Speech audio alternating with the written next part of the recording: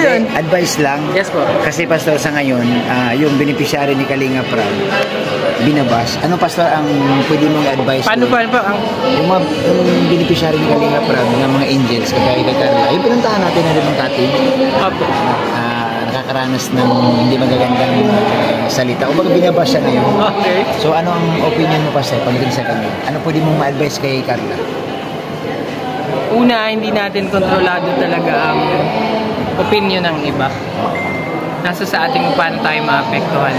Una, para kay Carla to reality ng mundo hindi, especially pag nasa social media ka, hindi mo makokontrol lahat ng bagay. Hindi ka magugustuhan ng lahat ng tao. Ang mahalaga is kung totoo ka sa sarili mo, alam mo na tama ang lagi mong ginagawa. Maganda yung motibo mo sa lahat ng bagay at ipagpasa Diyos mo yung mga bagay na wala kang control. Kasi para baguhin mo lang ang isang tao na ayaw sa'yo, mahirap yun. Nakaka-stress yun. Nakaka-stress. Hindi mo yun kontrolado. Kahit gusto mo mangyari, mahirap. Pero yung reaction mo, kontrolado mo yun. Yun lang yung para sa akin, para kay Carla. Kasi nakaka-experience din naman tayo ng ganun na may, alam ko, basta pumasok ka sa social media, you cannot please everybody. At hindi mo yun role. Ang mahalaga, bakit ka nasa social media, sino yung mga audience na gusto mong mapasaya o magkaroon ka ng impact sa buhay nila. Doon ka mag-focus. Mag-focus ka sa value na pwede mong ibigay sa mundo. At baka na lang yung mga taong yun yung mga magmamahal talaga sa'yo. Yun ang parang feeling ko po na kailangan. Kasi kahit kay Kalinga Prab, kahit kayo po, di ba? Yun yung tingin ko na kailangan. Tsaka mahalaga po mag-pray at mahalaga ginagawa mo yung tama. At si Lord naman yung magre-reward sa tama mong ginagawa. Pastor, salamat. Ayan, ang ganda po ng binigay na nakakatulong para kay Carla ito. No? Sa ngayon, Pastor, nakakaranas kasi siya ng stress siya. Oo, kasi... Bakit po siya nababash pa? Mayroong mga viewers din na yung against sa kanya. May nag-chat po sa akin. So, may nag-chat sa akin kanina lang na nakakalungkot daw na minsan ang basher pag galing pa sa Kalinga. Oo, mga ganun. Yun yung narinig ko sa chat.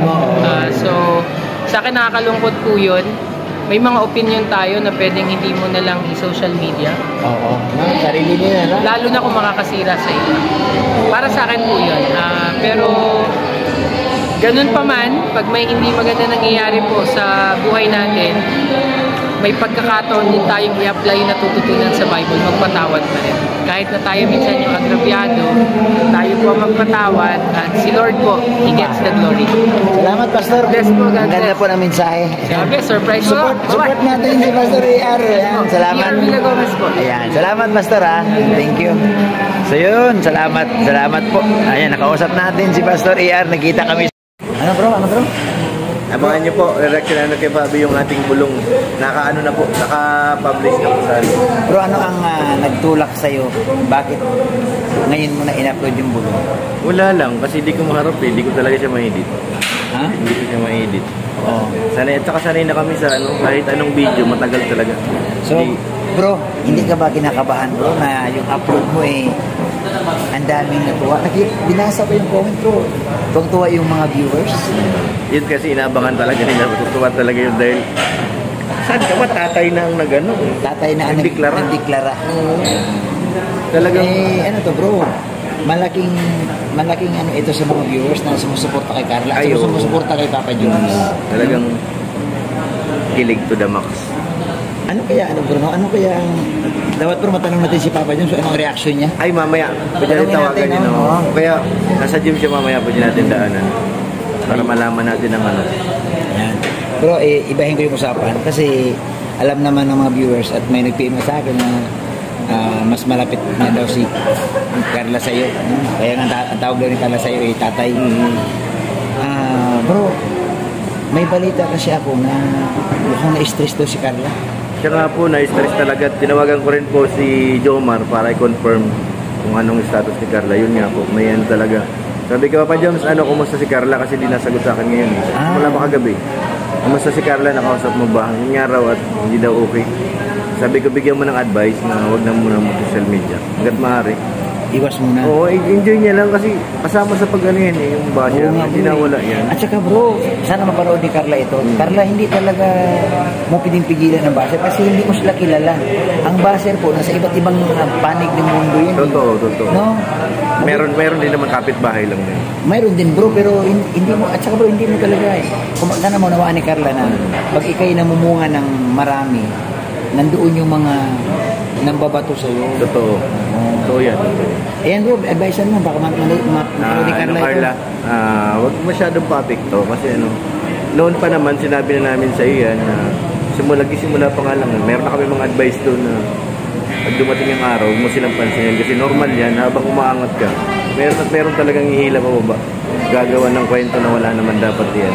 Oo. Kaya kailangan lang i-remind namin ulit yan. Siguro ang tingin ko Kuya Bob, nasaktan yung bata kasi ngayong yung pagkatapos ng graduation niya, saka naman pumasok yung bashing na mas. Pero ito nga yung pinakamasakit sa lahat. Ang sabi ko nga, ang inaasahan ni Carla dito, bro, yung bang namnamin niya sana ang graduation eh. Totoo. Sa loob ng ilang taon niyang pagtitiis, natapos niya. Tapos anong nangyari bro, instead na magbanding silang pamilya, ay ang problema, pumasok na itong issue na talagang medyo below the belt naman talaga. Below the belt talaga, na ano talaga, kahit kami nung may mga nag-send sa kanyang video talaga. Oo, ako, bro, pinadalan din ako. Hindi na dapat talaga ano yun. Bakit? Iba talaga bro, iba ang, no? Sabi ko nga, paano pag nabasa ito sa live ko kahapon, sabi ko, paano kung nabasa ito ng mga kamag-anak? So, baka may maging meet sa ito para patigilin sila. At siyempre ayaw naman ni Kalinga para mangyaring ganun. Bro, sa live ni manipin sa akin, sa live ni Jumcar, ni Papa Joms, medyo matamlay siya. Ang sabi niya nga doon sa akin title, mission accomplished pero bakit ganito nangyari? So para bang nanlumo din si Papa Joms. Apektado rin siya doon dahil silang love team eh. Kaya nga siguro ang tinatawagan mo baka hindi siya makasagot kasi nga sa nangyari baka apektado din siya. No? Tinawagan yung ko talaga kasi nag-live ako sa Facebook kanina. Isa rin yan sa iniisip ko ba, ma-confirm kasi hindi nasagot sa akin si Carla. Simula pa kahapon. Ibig sabihin bro, kasi si Carla naman bro, pag ikaw tumawag, sumasagot nasagot yun. Nasagot yan.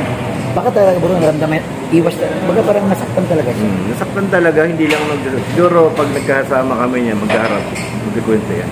Bro, last na lang, message mo sa mga viewers na ano po yung pakiusap natin sa kanila. Doon sa mga nambabas, tama na.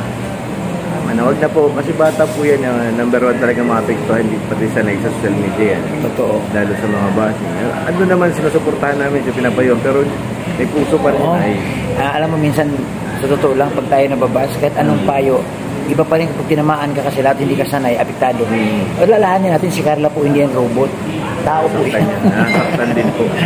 At doon sa mga sumusuporta naman kay Carla, maraming salamat sa inyo. At sa pagsuporta nyo, kung tingin nyo below the belt na sa mga live, asukin nyo na, girahin nyo na yung live. Kayo no, pakiusapan natin. No? Kasi ako, sa mga live ko talaga bro, patuloy ako nakikiusap na unawain natin. Unawain, intindihin natin. Kasi hindi man yan mature, hindi pa. Tapos ko kakagraduate pa ng high school. Kay Daran lang po yun ng anak ko. Yung anak ko high school din, so ramdam mo, di ba yung anak natin pag binabas nga, nagsusumbong sa atin na ganito ginagawa. Kaya sana tigil na. No? Tama na siguro, huwag nang palalain kasi umabot na kay Kalinga Prab yung issue na ang si Kalinga Prab ititigil lang ang pag-reaction kung talagang tuloy-tuloy po mula. Tutuloy-tuloy pa rin nilang sa mga angel pambabas. Malamang talaga itigil. Tigil, oo. Saka si Kuya Bal kanina nagsalita. Siya, si Bal. Doon sa live, niya. Ayun, so umabot na rin kay Kuya Bal. So tama na. Siguro nakapagsalita na kayo, tao rin tayo kung nagkakamali man, tanggapin natin kung mali tayo, pero sa madaling sabi namin ni Pure Health, stop na kasi kawawa talaga. Wala siyang channel, hindi siya makapag-rebat. Hindi makasagot. Mabuti kung sa atin may channel tayo, pwede tayo magsalita. Pwede, pero sa akin hindi ko rin yung papansinin. Oo. Para, sige. Sanay na tayo sa ganun. So, si Carla lang iniisip namin, sana wag naman sana lumala dahil kawawa siya, mag-aaral pa naman din ng college. Siyempre, matutruma yung tao eh. Dapat niya ma-refresh yung utak niya ngayon kasi nga magka-college. Medyo relax siya pagpasok ng college. Oo. Ayan bro, salamat. Ayan. So, abangan niyo yung bulong. I-share natin yung bulong. Ayan, mapanood nyo na ang sinabi ni Tatay Alan. Thank you bro. Salamat. Thank you. Kada isa. May balita kami kay Tatay Pure Health. Na-stress daw si Carla. Paano ko kaya dun sa dahil sa mga basher? Anong komento mo to? sa kabila? Kasi, komento ko po dyan, sana huwag po ninyong ibas po si Ate Carla. Kasi po, si Ate Carla ay kami po mismo yung nakakasaksi at nakakakilala po sa kanya. And si Kalinga Prab po, kami lahat ng K-Boys po. So sana po, huwag nating magbigay ng maling, kumbaga ano ba yung tawag doon? Yung Maling komento. maling komento po Sa negatibo. sa mga negatibo po para po kay Ate Carla. Buwanggit. And Tol, siyempre ganito po, nangyari to, last nagkakaroon night ng depression si Ate Carla dahil sa mga napanood niya. Tol, ang nangyari ganito. Tinawagan ni Pure Health si Carla, hindi sumasagot. Tawagan ko nila siya. So, ayan. Mukhang, siyempre hindi tol sanay si Carla tol sa mga ganun panlalait. Diba ikaw, kita mo naman yung mga nababasa naman natin, mga pinapadala sa atin yung mga panlalait kay Carla. Tsaka, alam niyo po si Ate Carla, masayahin tao. Tsaka mabait naman, Mabait wala po yan, man yung karte-karte, diba? Magandun tayo, naghahanda pa ngayon ng pagkain natin. Opo. Kaya, sana, kung hindi niyo man po masyadong kilala yung pagkatao ng isang tao, huwag po husgahan. Yun lang. Ano po? Ayan. Kasi po, para sa amin sa K-Boys, masakit din po para sa amin. Na ganun po yung nangyayari sa Angels po, na Kalingap Angels po. Kasi, kay Angels po yung Kalingap Prab ay, kumbaga, Kalingap Prab tumutulong dyan. So kami, nandun naman nakasupport. So support na lang po sana natin lahat. Salamat po. Tol, ang masakit kasi, kagagraduate lang, tapos iyan Yung parang regalo, ano? Tira, yan. imbis na maging masaya dahil sa ilang taon na ngayon, Pinagsumikapan niya. makatapos. Makatapos, Tapos bas lang pala ang makatanggap niya. No, malungkot So, talaga. good vibes lang po tayo guys ha. Yan, salamat Huwag bro. maghusga Sa kapwa. ng isang tao kapag hindi po kilala ang lubos sa pagkatao. Yun. Yan. Salamat kay A1 TV. Yan. Salamat po. Bro, anong mensahe mo kay Carla bro na sa ngayon daw, sabi ni Pure Health, na stress Ay, ganun. na-stress sa mga baser. Well, Mensahe lang bro, pampalakas ng loob. pampalakas ng loob ba yan? Parang iwasan niya muna yung social media. Iwas Saka, na iwas muna kahit ano lang. Wag muna siyang wag siyang magbasa ng mga comments. comment about sa pagbabasa kanya. Tsaka ano lang, manalig lang sa Diyos. Then tawanan lang ang problema, tawanan ng basher. Kagaya sa'yo bro, nakaranas ka rin ng pambabas. Anong ginawa mong pamamaraan? I-advise mo naman kay Carla. Sa akin kasi, kumbaga sa akin ano na yun eh. Sanay ka na. Sanay na ako. Oo, Sa yung bata kasi hindi pa sanay. Ayun, yun nga ang problema. Yun ang problema natin doon. Kaya dapat ano lang, tibayan ng loob. Huwag masyadong isipin kung ano kasi yun, wala lang yun. Kumbaga yung mga basher niya ay parang ano lang. Oo. Kumbaga normal siguro dahil sikat siya eh. Sikat kasi. Oo, no? Ayan. Kaya ano lang, manalig ka lang. Salamat bro. Maano yan. Malalampasan mo din yan. Ayan, salamat. Ayan, Kalinga Prinzane. Thank you. Supportahan niyo po ako. Oo. Malapit na ako mag 100. Ilan na lang kulang? 2,000. Oy, mga kajungkar, ka-IG, ayan. 2,000 na lang daw. Pagbigyan na natin to, 100,000 subscribers na siya. Ilang kimbot na lang. Salamat bro. Magpapa-tournament daw yung mga supporters ko pag Nag 100 ka na. Ay! Ay, salamat po. Ayun, nakausap natin si Ridzen, mga kapatid. So, para kay Carla, laban lang. Normal yan, sabi nga ni Pastor AR. Normal lang yan sa atin.